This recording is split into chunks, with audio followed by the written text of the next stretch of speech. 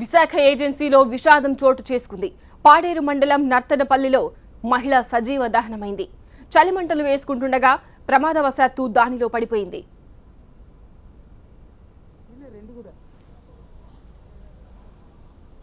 మంట పెట్టుకున్నా మరి ఆర్పలేదేమో.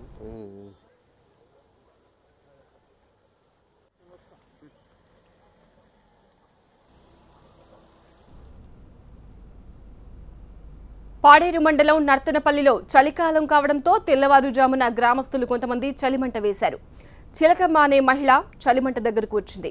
అయితే మంటలు పెద్ద ఎత్తున చెలరేగి చుట్టుపక్కలకు వ్యాపించాయి. చిలకమ్మ ఆ మంటల్లో చిక్కుకుపోయింది. స్థానికులు ఆమెను కాపాడే ప్రయత్నం చేశారు. అయితే అప్పటికి ఆమె పూర్తిగా కాలిపోయి మృతి చెందింది. ఈ సంఘటనతో స్థానికంగా విషాద ఛాయలు అలుముకున్నాయి.